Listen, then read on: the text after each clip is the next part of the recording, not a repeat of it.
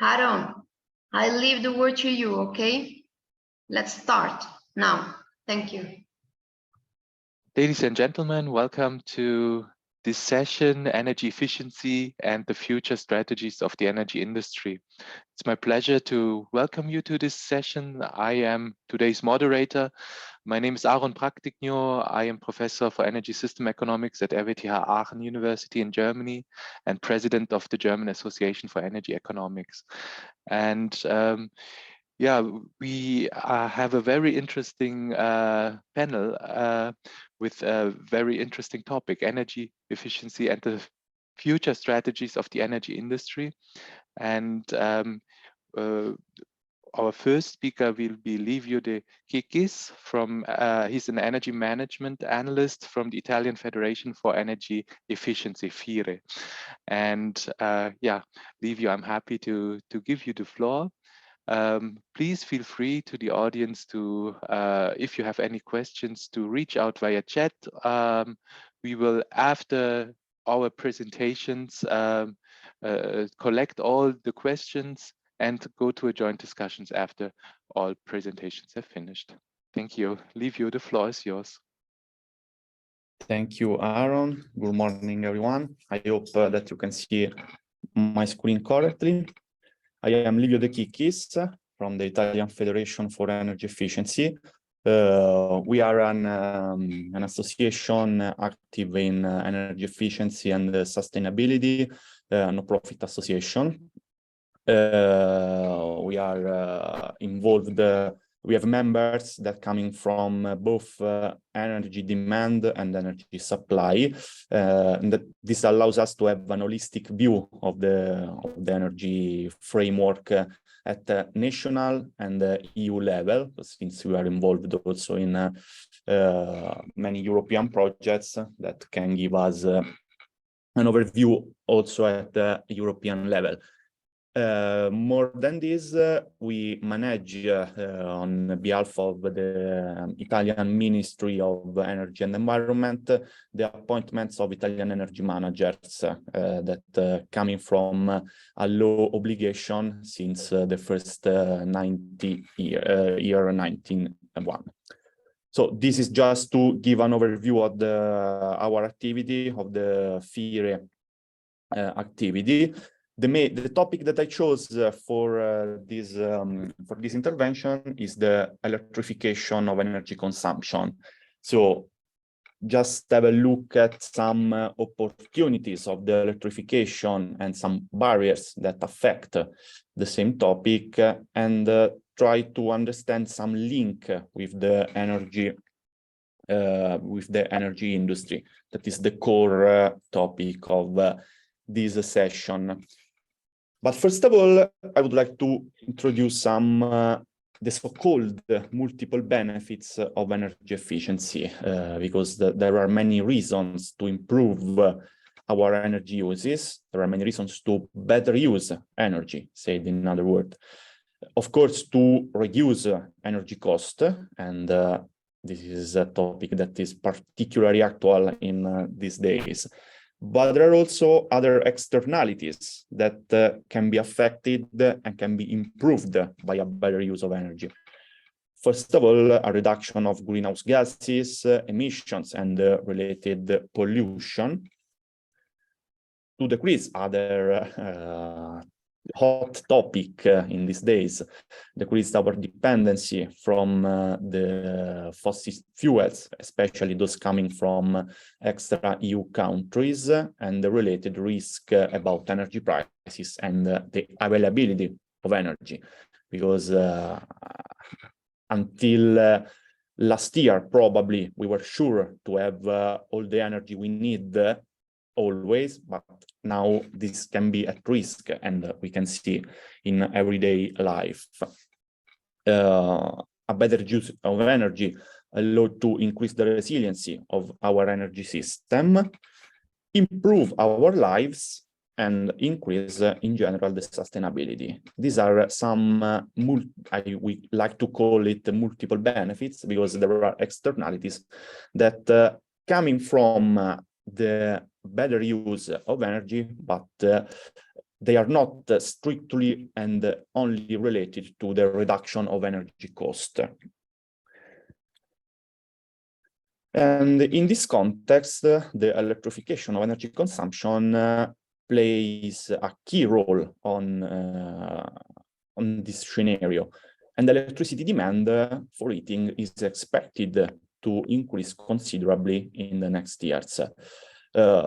If you have looked at the International Energy Agency World Report, both 2021 and the last one, 2022, you can see that electricity is taking on an ever more central role in the lives of consumers and for an increasing number of households.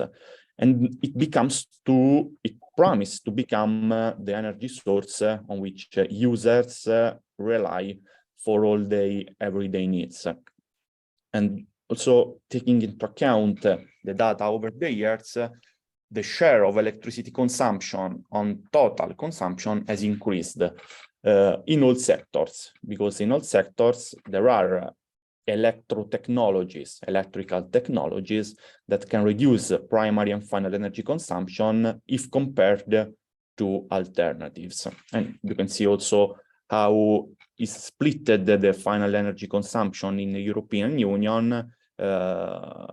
The main sectors affected are the building and the transport, and it's not the case that the main targets and the main programs established by European Union are focused on these two sectors, as well as on industry sectors that it's already a bit ahead if compared with buildings and transport.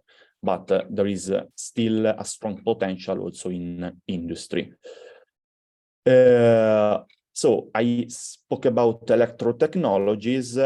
They, of course, will allow to improve energy efficiency for different services. And I just focus on the building sector in this context. We have, for example, heating, domestic hot water, and cooling that can be mainly satisfied by heat pumps regarding electro technologies. We have the cooking satisfiable by induction hobs, and smart buildings by the building automation and control systems. And all these uses, I can say that are interlinked between them, because there are many options on which consumers and users can rely. They can building envelope, they can change the heating, ventilation, and air conditioning, usage patterns. They can use the building automation and control system, renewable energy sources coupled with energy communities, for example. And they can adopt energy efficiency technologies. So all these options means that buildings need tailored solutions. And I would like to make a reflection on the targets, especially for heat pumps, because targets in general on energy efficiency and renewables, we know are very, very ambitious. Just have a look at the figure that shows the effort required by the REPower plan, the EU REPower plan, for the increase of heat pumps stock in the next years.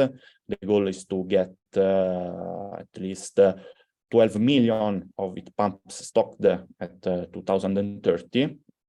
Of course, when target rise from one program to another, and REPower EU is just the last program, but from the other side, the performance indicators don't follow the same trend.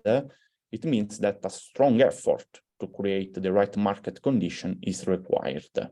In other words, we are moving from an issue of demand nowadays to an issue of supply. So we need to improve the supply chain.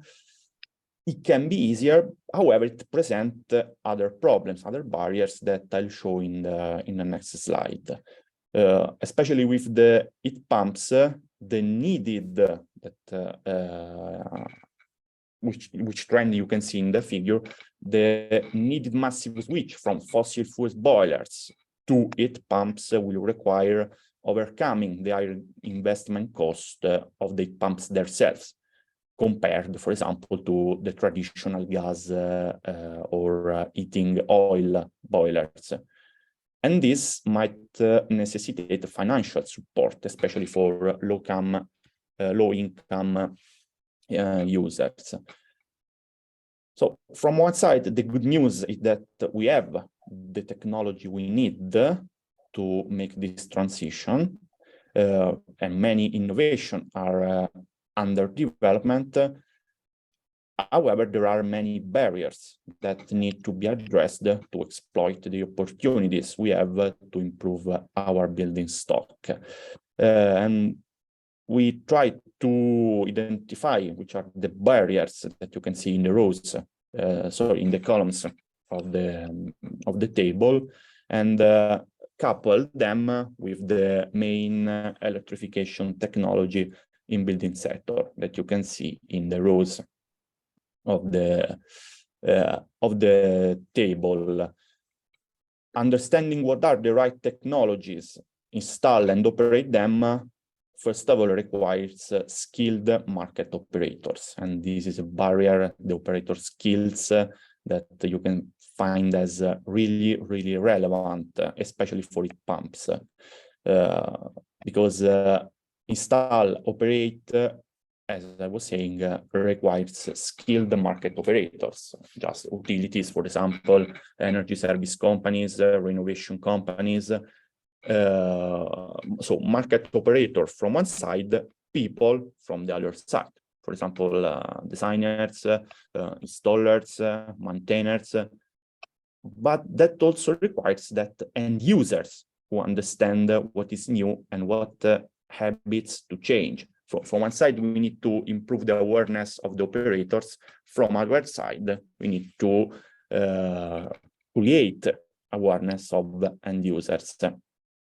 And this lack of users' expertise and their attitudes and habits is not just a question. Let's make from a user's point of view.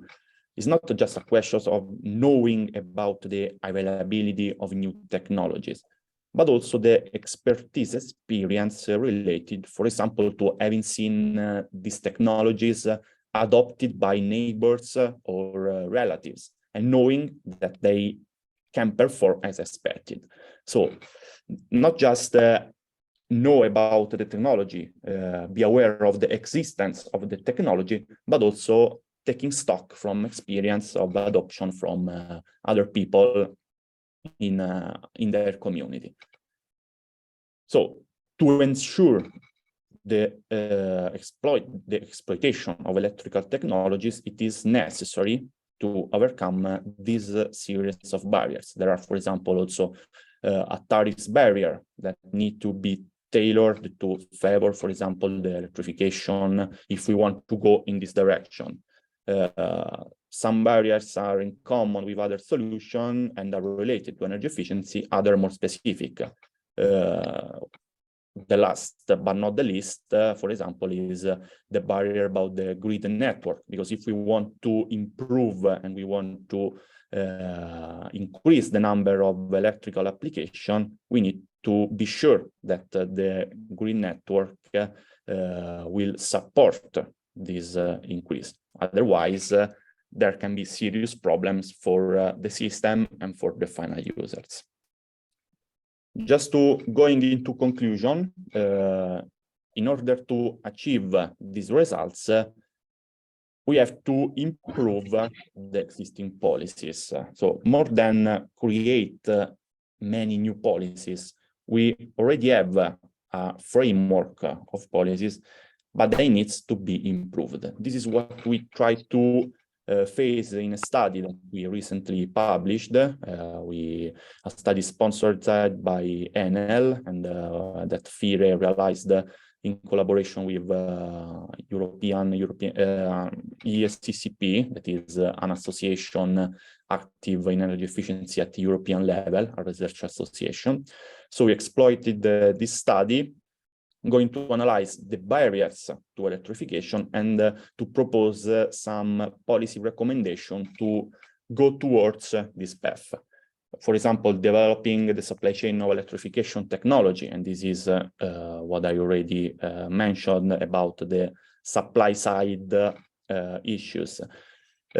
Give indication on the path for the replacement of fossil fuels, making the switch to electrification solution attractive and reliable for end users, remove market distortions through appropriate tariff systems, so taxes and carbon prices, and promote and accelerate the development and digitalization of electricity networks. So these are the main barriers that I already mentioned. We try to take into account some policy recommendation to go in this way. The last slide, I just try to create a link between this scenario, this electrification, or more in general, energy efficiency scenario, with the role of energy industry, because the energy industry is substantially changed over the years. One time we had, in the past, we had the energy industry made up of a few big players. Now these players are joined by many producers of medium, small, but also very small size.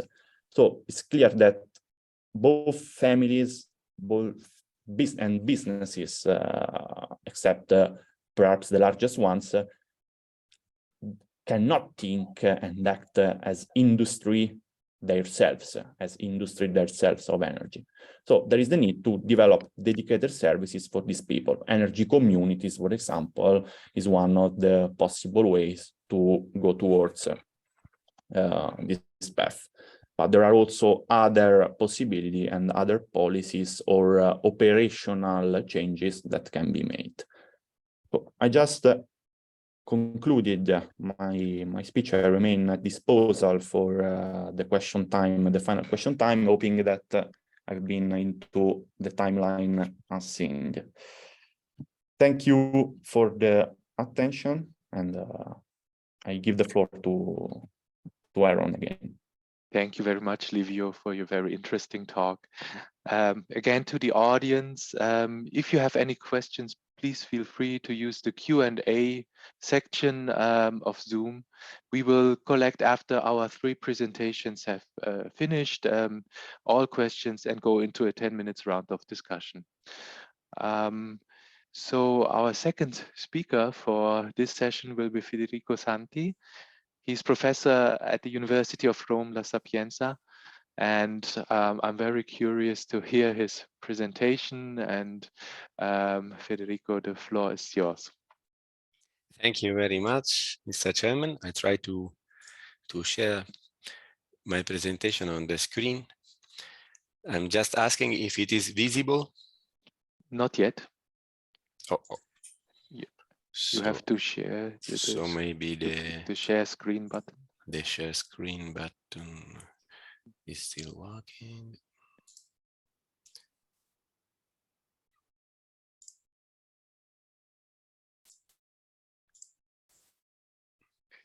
We see your screen, yeah. Mm-hmm. Okay. Perfect. Thank you very much. I would just to address some ideas about some models to overcome energy efficiency barriers and unlock energy efficiency potential, possibly, showing also 3 Italian case studies and in models. And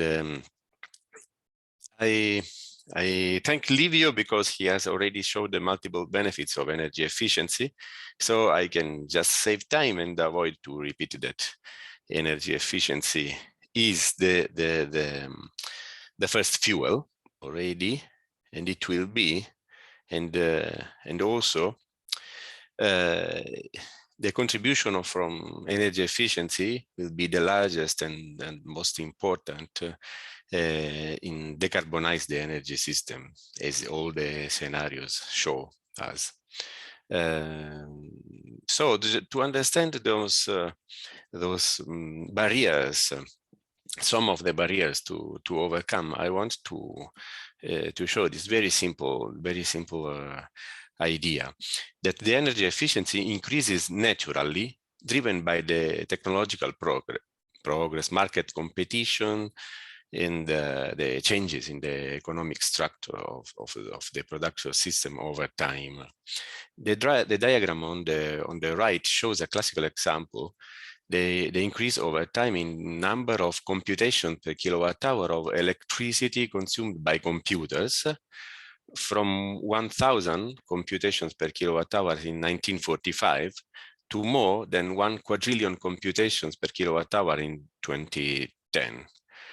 More generally, the diagram on the left shows the growth curves of the energy efficiency of a certain energy usage technology over time, for example, computers, lamps, cars, etc. So in a very simple scheme, the technological evolution passes through 4 stages, from the laboratory to the market, where it enters as a top of the market technology, from being top of the market technology to become the average of the market, while other new technologies enter the market itself, from average of the market to installed stock.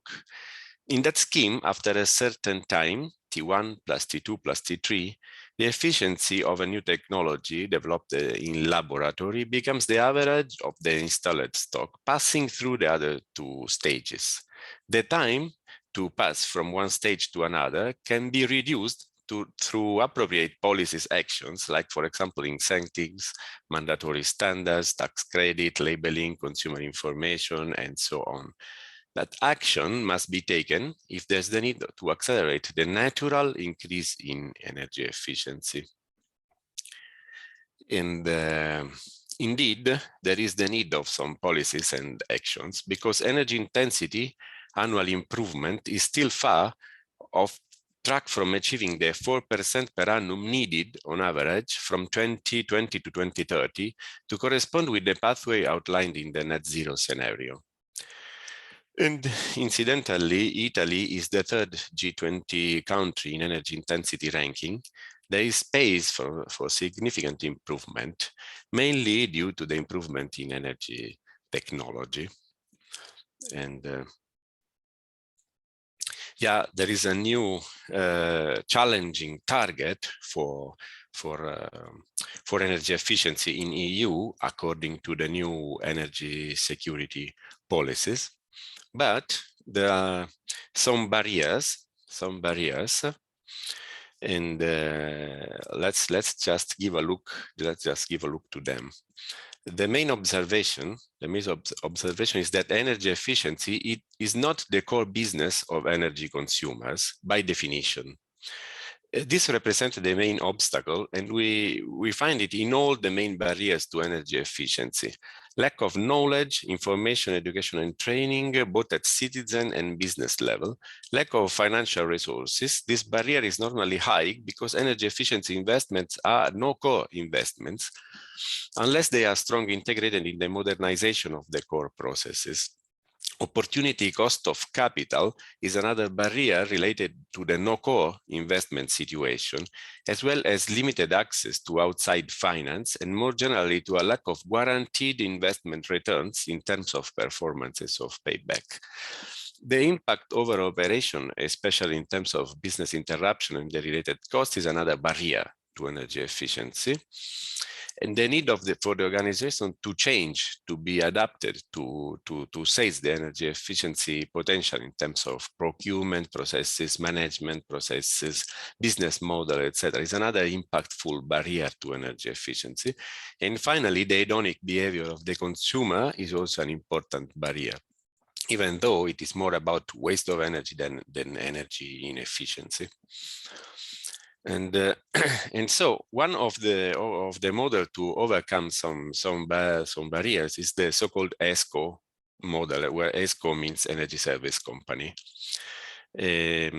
Outsourcing to energy service companies is a way for organizations to externalize the energy efficiency activities and risk. Energy efficiency is ESCO's core business. So the ESCO provides the energy efficiency intervention at its own costs and risk, guaranteeing any performance during all the service period. The energy consumer pays a periodic fee to the ESCO. The consumer does not invest at all, and it does not put any equity into the energy efficiency project. The ESCO fee is lower than the guaranteed savings, so during the contract period, the benefit of energy saving are certain for the consumer and shared between the ESCO and the consumer. There are no uncertainties about also the operation and maintenance cost and performances, and all the technical activities and risk are externalized to the energy service company. In the presence of an energy service company can also be an aggregator of energy consumers or prosumers. So it enables new services like, for example, demand response in the flexibility and so on. A typical scheme of an energy service company intervention or model is reported here. In this model, the energy efficiency project is based on an energy performance contract, which includes the energy efficiency project design, the guaranteed saving and performances and ESCO fee calculation.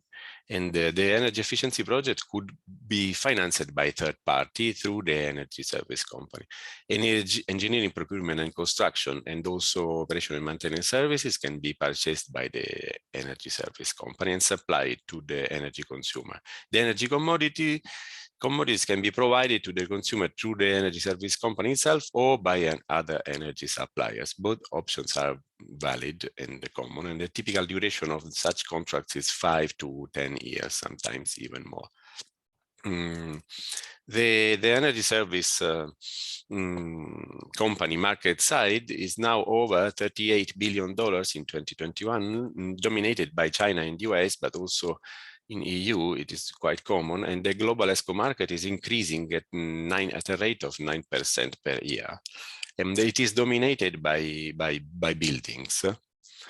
And also there are some barriers to this model, but yes, to overcome the barriers to the energy service company model, which is effective, can be, for example, the application of banking project financing technique to the energy service company projects, most especially the limited recourse project financing banking technique, which is normally used in the infrastructure and the industrial projects, but it can be also used in the energy efficiency sector. Combining those two models can be an effective way to increase the interest of the banking system to participate in the energy efficiency project. In this case, the ESCO services are provided by a special vehicle, a special purpose vehicle, as in all the project financing technique. The sponsor of the project could be an ESCO or a corporation controlled by the consumer. And then investor can also be involved. This technique has been applied in Italy in the supermarket sector, which is an important sector in terms of total final energy consumption. Worldwide, the consumption of supermarket is equal to the total Italian electricity consumption. And three services cover more than 90% of the total energy consumption: refrigeration, lighting, and HVAC. In this sector, there is a gap between the used technology and the top of the market energy technologies. So it is possible to achieve very important savings. In this case, for our one supermarket in Rome, for example, more than 50% of the consumption has been cutted by an energy efficiency project. And with the presence of the bank UniCredit, some important brands using this technique to ensure the energy efficiency strategy of their groups. 35 supermarkets of various brands have been renovated with the 3 special purpose vehicles, investing more than 60 million with a debt leverage of more than 80% and good financial indicators with project durations of more than 10 years. And as I show, an energy savings of more than 50%. And also the supermarket are renovated, but the one at the end of their life, the life cycle is very important, of course. And the chains are very satisfied because they are smart by design, and they face sale increasing due to the green renewal. Also, another model has been applied to a research center. So the scheme is exactly the same. It's a project financing, but in public-private partnership, in the sense that the energy customer is a public organization, is a research center facility in Rome, in which seven buildings will be renovated to the near zero NZEB level. In a solar farm of 7 megawatts will be installed, exactly with the same scheme, but in public-private partnership. And the investment is about 30 million, and there's no equity from the public partner. The PPP duration is 15 years, and the decarbonization of the whole research center will reach 60%. So it will be in line with the European energy strategy. The natural gas consumption will be reduced by 14% and the electric energy by 80%. Those two models are compared to a third case, which is a traditional scheme of retrofitting a large historical building directly developed by the energy customer itself, by the museum. It's an important museum in Rome and in Italy of more than 120,000 cubic meters. An historical building with more than 1,000 masterpieces exposed and more than 200,000 visitors per year. This museum is very sensitive to sustainability and committed to energy efficiency. So with the support of an advisor, of course, it decided to invest directly in energy efficiency, but using also an incentive. And the scheme is very simple. Before, the HVAC was a natural gas boiler.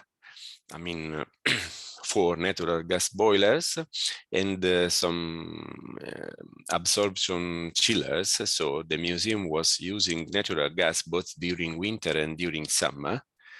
And after the energy efficiency project, now there are 4 electric heat pumps, as Livio was saying, of about 500 kilowatt electric kilowatt per each one. This simple project costed about 1.5 million euro, of which 1/3 has been granted by the Italian agency GSE as an incentive. And also the results are very interesting, because the natural gas has been abandoned completely, but the electric energy consumption did not increase. Instead, they decreased it by 8%. Because the old plant was also consuming a lot of electricity for water pumping, most especially for that. And the GHG emission also has been reduced by more than 80%, and there's no more water consumption. And also on an annual basis, the energy expenditure has been reduced strongly. savings about 1 million per year. Those figures are only for Q1, Q2, and Q3, but in 1 year, the museum will save about 1 million euro. So in less than 1 year, this investment has been returned completely, and the energy cost reduced by 44%, as I said. And so it was possible also to overcome the barriers using a traditional scheme without any energy service company, without any project financing, without any private-public partnership, but with a strong commitment and with an incentive, and of course with some specialized advisors. So as a conclusion and key messages, I would leave these ones. The energy efficiency has multiple benefits, and it is the first fuel and the first lever to decarbonize the energy system worldwide, and it increases naturally, fortunately, but policies and actions are needed to accelerate. Globally, the energy intensity should decrease by 4% per annum between 2020 and 2030 to reach the decarbonization goals. Energy efficiency is normally out of the core business and finds cultural, financial, and operational barriers. To externalize energy efficiency services and risk to an energy service company of different nature is a way to help energy consumers to overcome some barriers, avoiding direct investments and debts, keeping energy efficiency project off balance, gaining warranted savings, modernizing facilities. ESCO market, in fact, is growing at a rate of 9% per year, mainly in China and US, and buildings are the dominant sector in this market. Recent technology trends and perspectives shows that electrification of HVAC through electric heat pumps coupled with PV systems, if possible, and LED lighting is the most effective strategy to decarbonize the building sector, especially at the Italian latitude.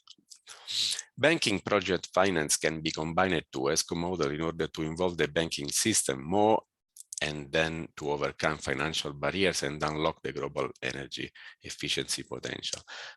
Public-private partnership project finance can also be combined to ESCO models to overcome the energy efficiency barrier typical of the public organization and unlock the energy efficiency potential. Energy efficiency project directly developed by energy consumer with the support of specialized technical advisor can also represent an effective way of overcoming some energy efficiency barriers when the energy consumer is focused on sustainability and has resources, capacity, and strong commitment, as well as an easy access to good incentives. 3 Italian case studies are presented as example of the 3 approaches above to show their feasibility and benefits. Evidence shows the importance to maintain an holistic approach to energy efficiency, as Livio was saying, and to direct all efforts towards the implementation of the concept of efficient by design, including energy efficiency in the modernization and the digitization process or strategy. Thank you very much. Thank you very much, Federico, for your inspiring talk. Our third speaker for today is Giuseppe Mastropieri. He's CEO of RWTH, Reliable Energy Advisors in Italy.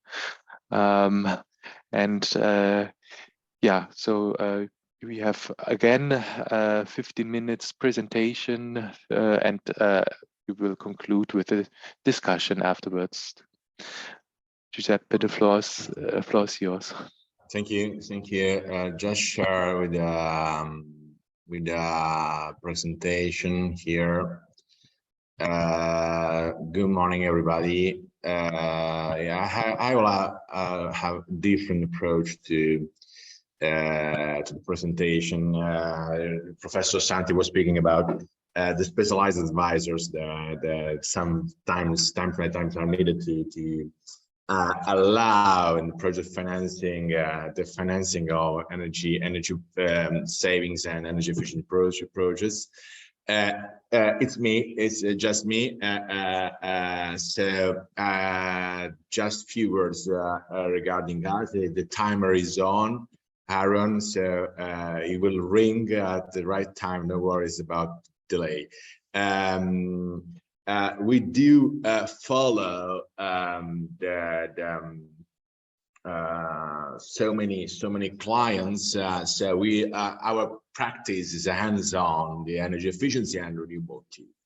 We are involved, of course, with banks, with GSC. We provide controls for GSC, for instance. Of course, we're involved in several university training and teaching programs in Bologna and Rome and in some other universities around Italy, as well as we're involved in the lobby and the industry representation and Elettricità Futura. This is here in Italy, the leading trade association for the electricity sector. And my perspective on today's page is mainly focused on the electrification that is involved energy efficiency, and of course what we consider the bridge for sustainable electrification that are renewables. So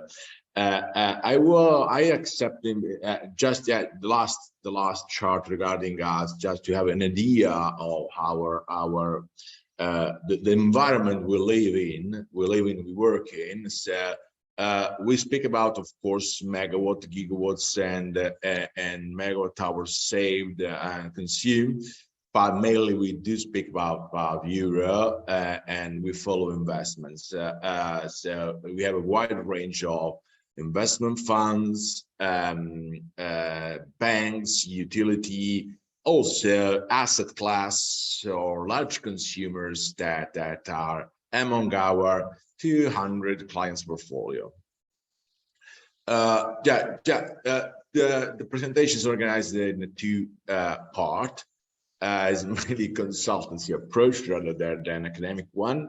The first is the market challenges, the major market challenges. So what I was saying before that I accept the invitation by AIEE because the session was pretty interesting regarding the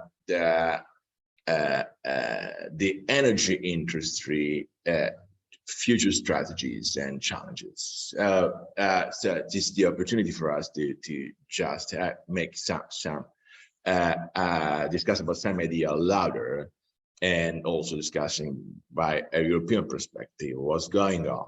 And so for this reason, I little switch on the solar case history, just because that is crucial, and it's most the same of many other industry also regarding the for example the heating pump that Livio was saying before, or other core technology for energy industry, as well as the segment of industry of efficiency.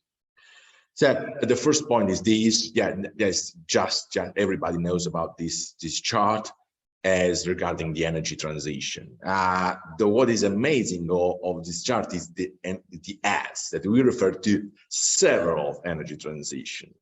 And what you have to understand is when we speak about energy transition, it means that something that is, oh, whoa, that's a revolutionary breakthrough technologies, new market paradigm, new target, new policies.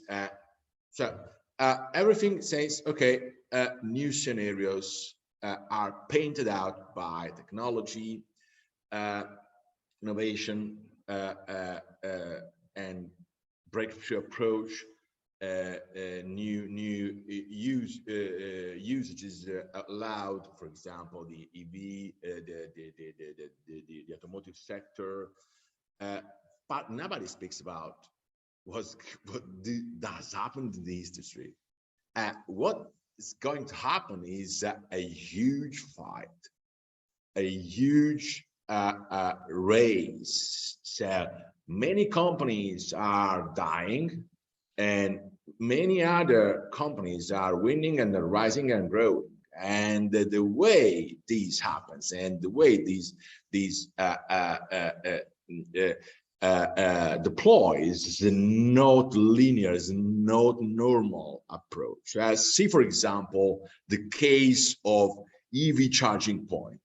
They are spreading out all around Europe without no regulation. And so we see that everybody's trying to promote its paradigm, not just being about Tesla, but so many other companies are doing the same, as well as energy utilities as well. So the new paradigms means that it's a huge fight, and is made of course, barriers technology barriers that some players, some countries are trying to rise, and some other are trying to escaping, and so on. What is interesting in these time lapse is that so many transitions are concentrating in the last decades. So we are seeing several transition together. If we see different continents and different geographies, what's going on out of Europe? So is the climate challenge a real driver for us? We are embedded in these roadmap to clean tech, to carbon neutral, and okay, Professor Santi was was the framework where we are living in, and we do. Let's see that the total amount of CO2 and the capital amount of CO2 in other continents. And it seems that, well, this story of climate change, which is pregnant in Europe, as mainly scientifically accepted by the overall community, is not so urgent in other countries. If we see just United States, they just started some 15 years, 10 years ago to okay, let's reduce a little bit, So, but other continents are not caring about what's going on CO2 and energy efficiency issues that we're speaking about. The second point that is just to understand the demand. Well, where is the playground? The playground for us, is in Asia. The playground is not here. The playground is in China and in India, mainly.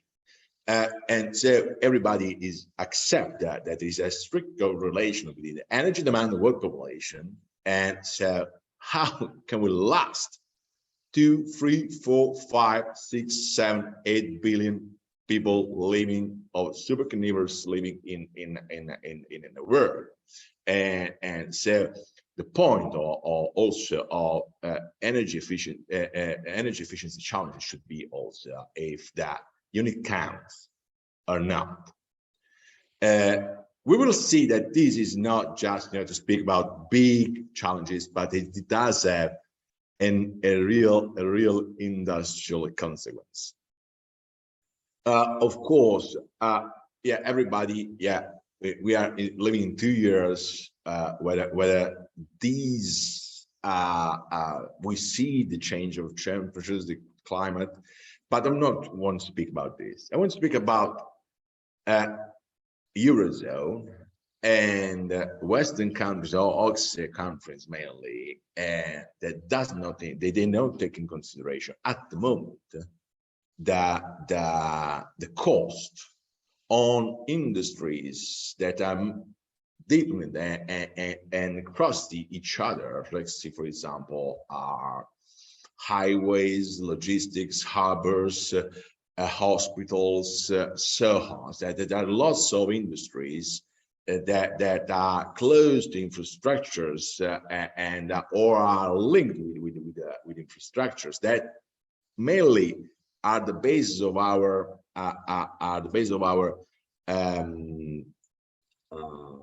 grid value that we appoint to our economies that are deeply affected by climate change. We were speaking about we do operate as technical advisors, and nowadays there is a problem. How can you cover the risk of climate change, for example, for a wind farm? Those major risks at the moment are not covered. There is not enough financial stock that is going to take into account the risk on climate change on energy infrastructures. mainly, and of course, energy counterparts, energy-related industries. This slide, I love this slide because it's just to make it links with the world population and links with what I'm going to say. We are now under pressure of we have a plan of energy security or energy reduction that we are not to avoid shortages and curtailments on gas and electricity. We have seen last week regarding Sweden and Switzerland to reduce electricity peak and gas consumptions. But what's going on is that this is a story that is just related to Europe. So in the same continent, we do have two levers acting and driving the cost at crazy prices. And so there's the energy transition, the carbon neutral roadmap, Fit to 55, and everybody is following, you know, the packages the European Commission is putting out, and as well the energy crisis. The question is if we are able to sustain these in the long term or not. So how can we sustain and afford these costs that, of course, you know, everybody knows is driving up energy inflation. Energy inflation does have an impact on financial rates and financial aid, and so on financial bankability of energy projects. Okay, here 3 minutes last thing. Everybody is saying that net zero is the target, and the target in other terms allows a sort of new financial bull for energy technologies. And we see that among these technologies, we know batteries, electrolyzer, hydrogen, and renewables are taking a major part of it. Okay, so we need to adapt. We need to understand if this financial amount of ever-seen resource that is needed for the last energy transition is going to remain here in our countries, in our continent. It's not going abroad. First of all, we must see that the energy transition is going on because we see the addition of the annual capacity of renewable, mainly led by solar PV, is striking record and marking record year by year. We are not seeing, for example, for offshore wind, for offshore technologies, the same boosting a path that we are seeing for instance for PV. And why? Because it became the cheapest energy sources in most countries of the world, despite many problems we are seeing across the value chain. Second point regarding the industry challenges, there is still a relevant role of nations and countries, not mainly in subsidies and incentives as in the past, but in providing good and stable and attractive regulatory framework for the promotion of clean techs, renewables, energy efficiency as well. This chart is, I love that because we see how fastly with a stable, with an attractive a regulatory framework, energy policy, mainly driven by state. Professor Santi was speaking about GSC, the state-owned energy company, and I do agree. I think you need to have a sort of state management because our investments needs long times to return return and to achieve paybacks. So if you increase stability, if you reduce market uncertainty, you naturally promote, you naturally incentivize, rather than prices. The energy efficiency investments.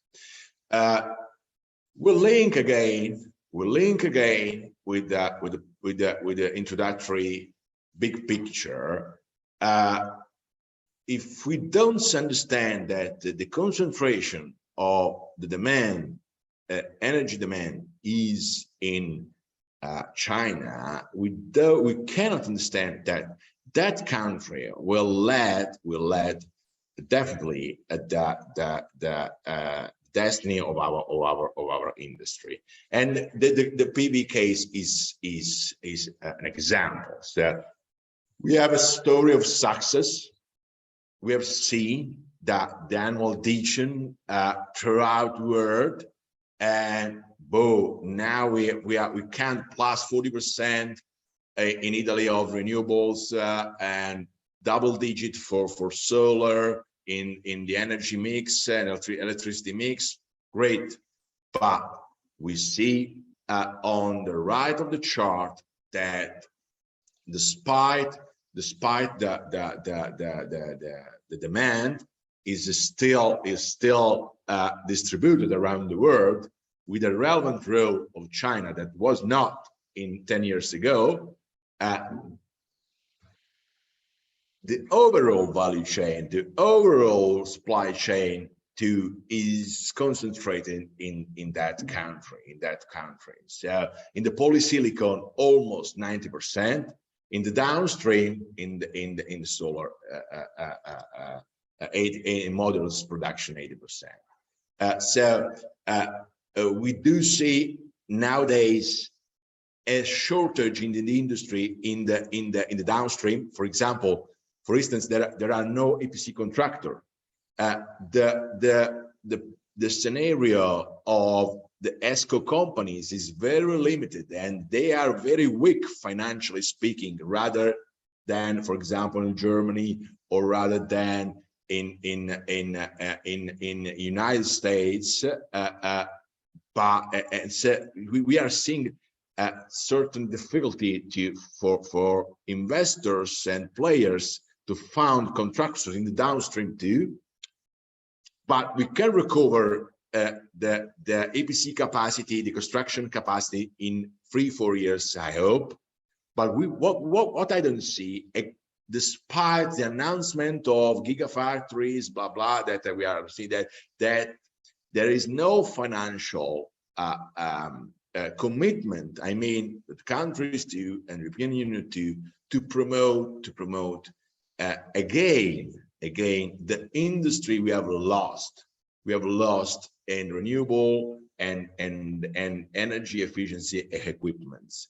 And we have followed, for example, due diligence of so many players that were sold to Chinese operators in the last decade. I mean, speaking about Italian. Please conclude your presentation. I think we have only 1 more minute in the session. Yeah. Great. I think that I've stopped. And of course, with the last amazing slide of our bureaucracy, that means that we have other breaks that are slowing down our investments in energy efficiency and renewable sectors too. That is bureaucracy, and it's a common European bad issues that is deeply affecting mainly Southern European countries like Italy. So I've stopped here, and I hope that if the last question willing to discuss and thank you very much, Giuseppe. Thank you to you. So yes, we have not any more time actually for questions, but I think one would be okay-ish. If there are none, then I would ask one myself. Actually, I am curious about the rebound effect. Federico, you presented something very nice about computers and how energy efficiency improved strongly, especially in the IT sector and also in other areas. But on the other hand, we can see that everywhere there's a computer chip now in all of our devices, even the modern refrigerators. I think my rice cooker has a computer chip embedded. So what is your opinion on this? Might this be a barrier not for energy efficiency, but maybe for the energy savings and the carbon emission savings that we are looking at? Thank you, Aaron. It's a very interesting point. Yes, we face also in the direct experience the rebound effect. For example, in the supermarket, in those supermarkets that has been already renovated, they are adding so many services, new services for cooking, for selling fresh food. So energy consumption, according to the situation that we are monitoring, is growing. It is growing, despite the energy efficiency, of course. So it's a practical effect of the rebound effect, so to say. And yeah, it is very true. It is very true. So energy efficiency in this sense open new ways, increase the business, but at the same time, in absolute terms, the demand of energy is not going down. Yes, it is true. It is very true. Then maybe another short question, maybe to Livio. You presented us with very important barriers for the advancement of energy efficiency. And in Germany, we have the issue that many people want to install, let's say, a heat pump, electric heat pump, but there are not sufficient workers available. So if we want to install a heat pump or a PV module, they say, come again in 2024, we can discuss in 1.5 years. How do you rate this? Do you see this also as a barrier for energy efficiency in Italy maybe, or in the rest of Europe? Sorry, I lost the word after Germany, which is the barrier. The lack of workers. Okay, yeah. Of course, this is a supply chain related problem, since, as I was saying during the presentation, there is really a lot of demand of these services, of this technology. I speak about Italy, also due to some regulatory incentives, such as the super bonus, that has increased really a lot the demand despite the offer. So there is, I agree that there is a lack of workers, and there is the need to have a switch also to improve and to increase the number of workers, as well as their awareness. That is something really related to both the number and both their awareness and expertise about the technology. So I agree with this.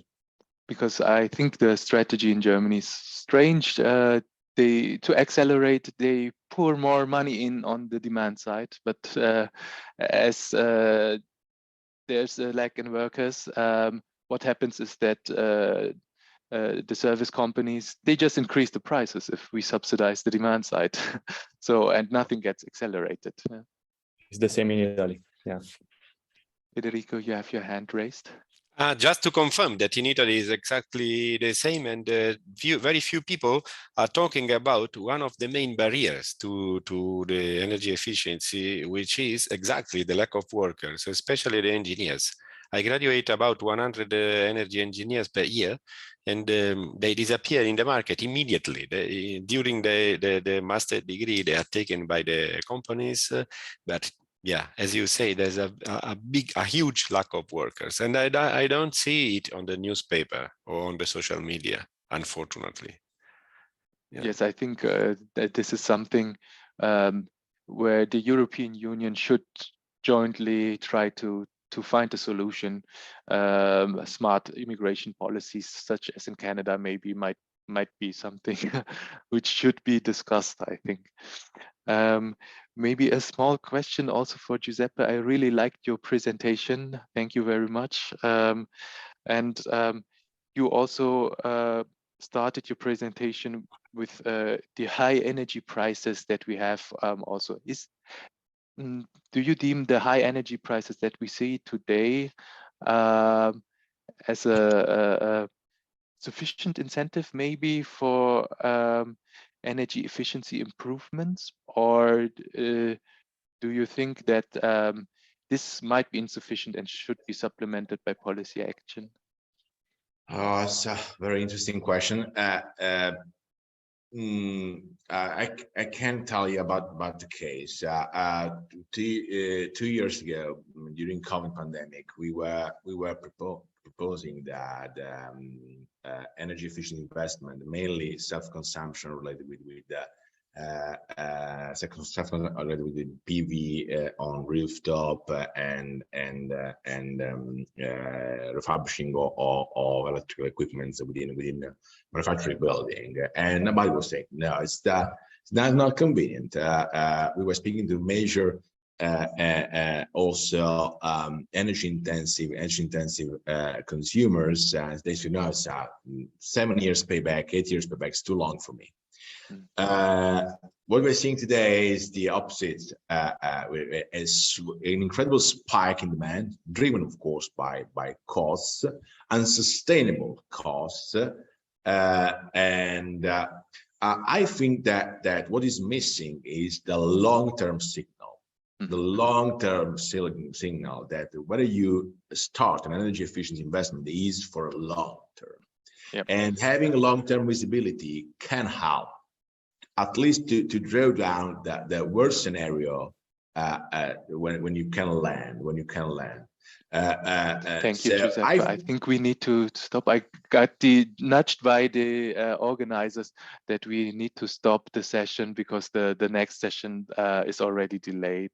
I'm sorry about that, but I hope also to the audience that you enjoyed the presentations. I on my side did very much, and also the short discussion, and I hope to stay in touch with all of you, and wishing you Merry Christmas and a Happy New Year, and hope to see you again in next year. Merry Christmas, everybody. Thank you very much. Thank you very much. Aaron. Thank you. Thank you. Bye-bye. Bye-bye.